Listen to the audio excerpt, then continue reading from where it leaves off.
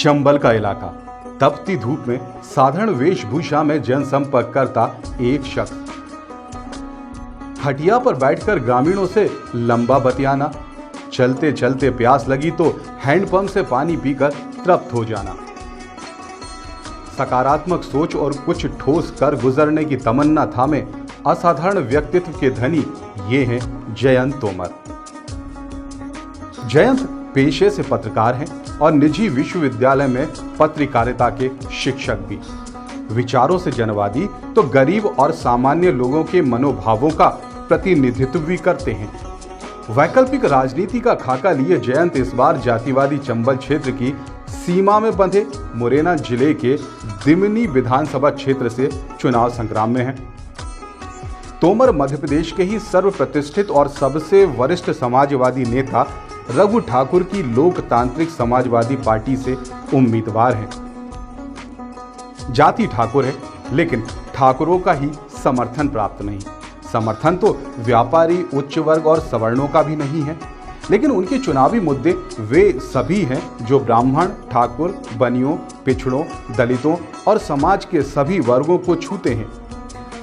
आर्थिक मोर्चे पर कहने को तो इनके निजी अकाउंट में कुल जमा 25,000 रुपए हैं, लेकिन इनकी अमीरी धन संपदा वाली अमीरी नहीं है। जयंत के पास सिद्धांतों, वैचारिक प्रतिबद्धता, मर्यादा, संविधान के प्रति निष्ठा और विलुप्त होती ईमानदारी और नैतिकता की पूंजी है। नई पीढ़ी रघु ठाकुर के बारे में शायद कम ही जानती होगी। रघु ठाकुर लोहियावादी हैं और समाजवाद के अच्छे दिनों में जनता पार्टी के संगठन महासचिव हुआ करते थे। 1977 में बनी जनता पार्टी सरकार में वे कुशाभाऊ ठाकरे के साथ विधायकों के न केवल टिकट फाइनल करते थे, बल्कि कौन मंत्री और मुख्यमंत्री होगा ये भी तय करते थे। जयंत उन्हीं रघु ठाकुर की पार्टी के उम्मीदवार हैं। जिस तरह का चुनाव कम संसाधनों के बावजूद लेकिन मजबूत विचार के साथ जयंत लड़ रहे हैं, उसे देश दुनिया में वैकल्पिक राजनीति कहा जाता है। वैकल्पिक राजनीति के प्रयोग भारत में कई बार हुए, लेकिन एक बार के अलावा कभी सफल ना हो पाए।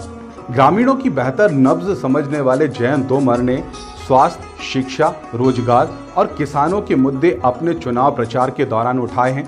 जयंत जब किसी गांव में जाते हैं तो उनका भव्य स्वागत नहीं होता, लेकिन उनका कोई भाजपा प्रत्याशी गिरिराज दंडोतिया की तरह विरोध भी नहीं करता।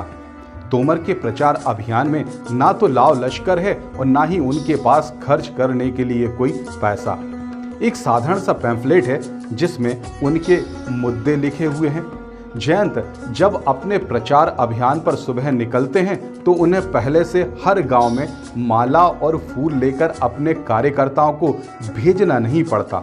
वे जिस गांव में जाते हैं उस गांव के लोग ही उन्हें अपने घर में बिठाते हैं, उनकी बात सुनते हैं, उनको चाय पिलाते हैं, उनको खाना भी खिलाते हैं। जयंत की बात क्षेत्र के लोगों को थोड़ी कम समझ आती है, लेकिन जिन्हें समझ में आती है वे जानते हैं कि ये बातें जो की जा रही हैं वो उनके भविष्य का ठोस ताना बाना बुनेगी। जयंत तोमर के पक्ष में बुद्धिजीवी लोग अपने स्तर पर योगदान दे रहे हैं। गांधीवादी सोपान जोशी ने एक वीडियो अपील बनाकर दिमनी क्षेत्र के लोगों को भेजी है।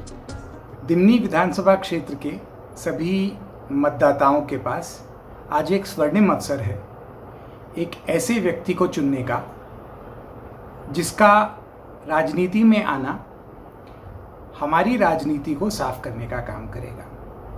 विचारक रघु ठाकुर भी चुनाव प्रचार के लिए दिमनी के इलाके में घूम रहे हैं। ये उपचुनाव क्यों हो रहा है, किसने थोपा है, यह बात आप भी जानते हैं।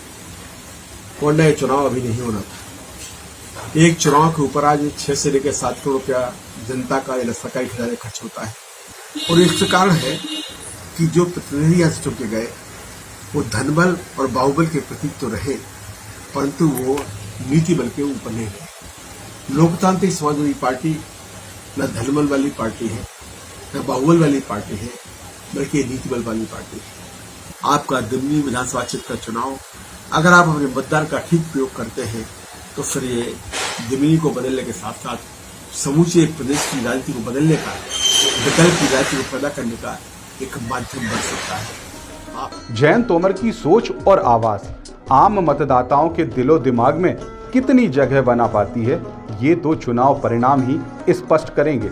लेकिन इतना तय है कि उन्होंने अपनी सोच और फौलादी इरादों से लोगों के सामने एक विकल्प खड़ा करने की कोशिश की है। आखिर इसी वैकल्पिक विचार की संभावना पर तो देश में बड़ा वर्ग है जो निरंतर आशावान है एक अच्छे भविष्य के लिए।